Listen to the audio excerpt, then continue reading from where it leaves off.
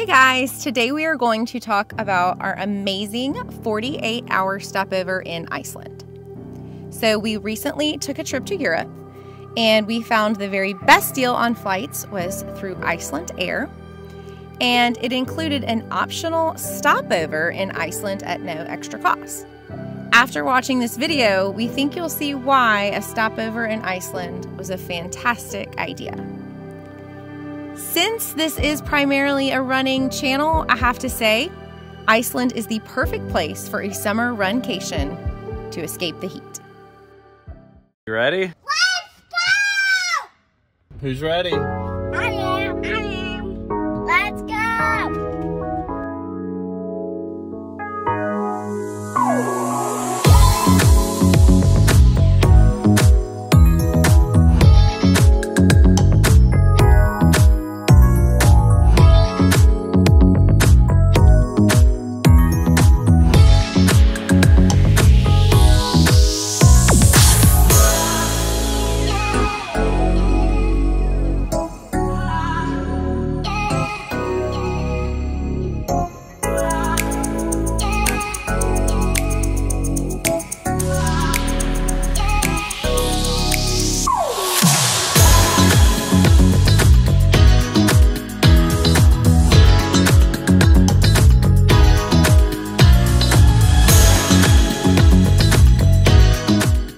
So our flight was a relatively short 6-hour flight from the Raleigh-Durham airport. We arrived in the Reykjavik International Airport at 6:30 a.m.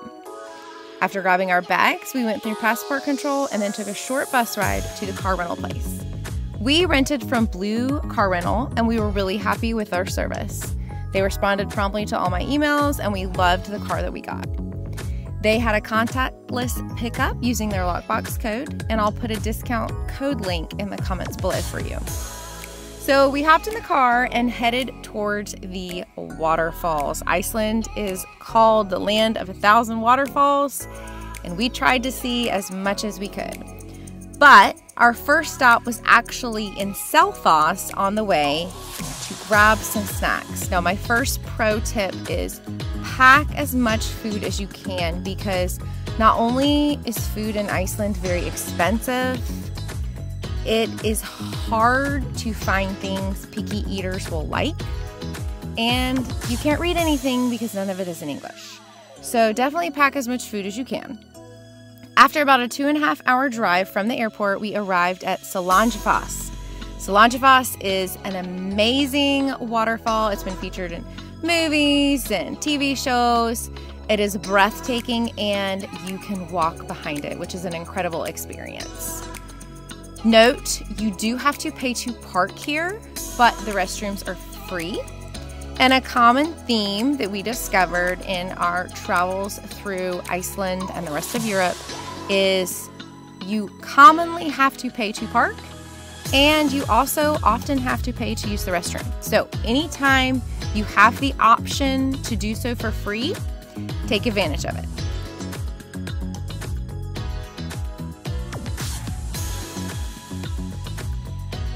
Don't go chasing waterfalls, only stick to the rivers and lakes that you're used to.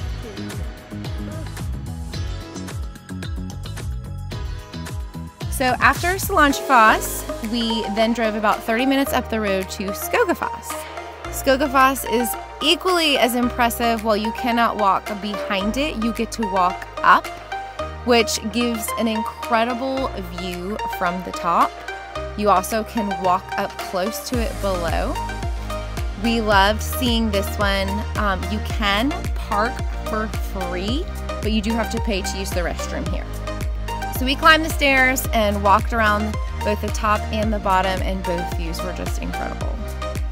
Big pro tip for the waterfalls: pack waterproof shoes, pants, and rain jackets, because even if it is not raining, you will get wet due to the mist from the waterfalls.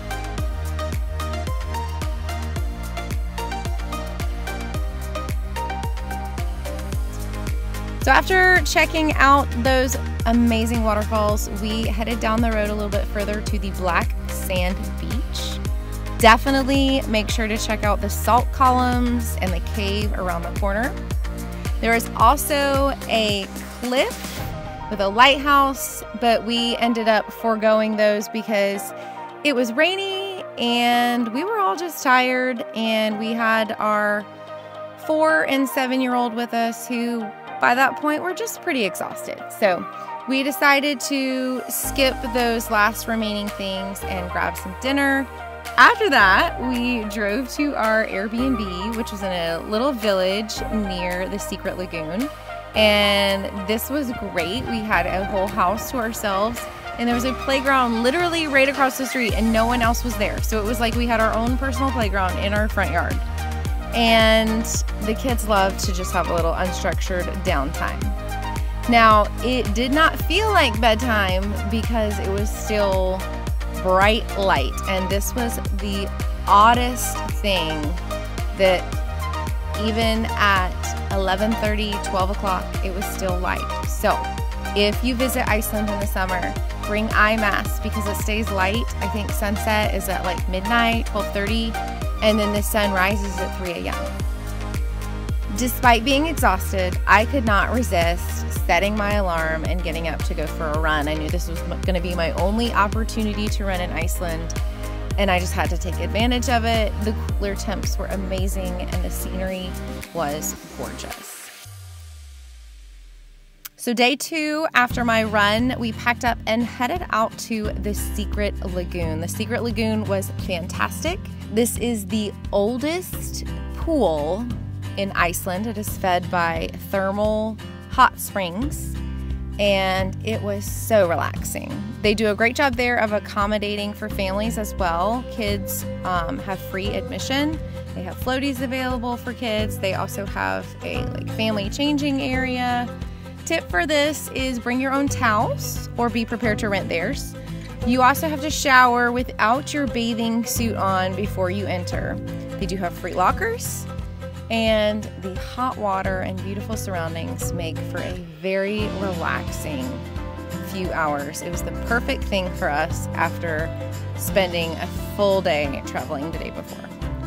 So after the Secret Lagoon, we drove to Reykjavik, and Bo really wanted to try fish and chips, while I was craving some warm soup and bread at a spot that my friend Millie recommended called Sandholt. So we split up, and the boys went and got their fish and chips, and Annabelle and I went to Sandholt, and kids eat free off the kids menu there, which was a huge bonus. So I definitely recommend going there if you have kids. We also visited the famous church downtown, and Bo actually said that swinging on the swings in front of the church there was a highlight for him from the whole Iceland section of our trip. We also really loved seeing the Leif Erikson statue because we had studied Vikings in our home school this year, and the statue was actually a gift from the United States to the people of Iceland. We also loved seeing the Sun Voyager sculpture, which is another monument to the Vikings. And then after that, we loved just walking around downtown, visiting Rainbow Street, and walking in and out of the souvenir shops. So after that, we headed to our next Airbnb, which was just outside the city, a little bit closer to the airport because the airport is actually not in downtown Reykjavik. It's about 45 minutes outside of the city, so we wanted to go ahead and kind of get a head start. So we stayed at an Airbnb that was a little bit closer towards the airport. This place was very clean. The hosts were really sweet. They left chocolate on our beds. And for dinner, we needed something we were actually sure that our kids were going to eat, since the night before really had been a swing and a miss.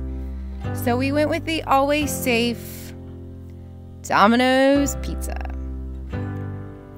So that night we went to bed early because we knew we had to be up early for our 7 a.m. flight. So that morning, Caleb dropped us off at the terminal before he went back over to Blue Car, had a very quick, easy drop-off process. Then he joined us at the airport. We did self-check our bags, which is a little bit of a different experience. You tag them yourself and then put them on the conveyor belt yourself. And after that, we got ready to begin the next leg of our trip.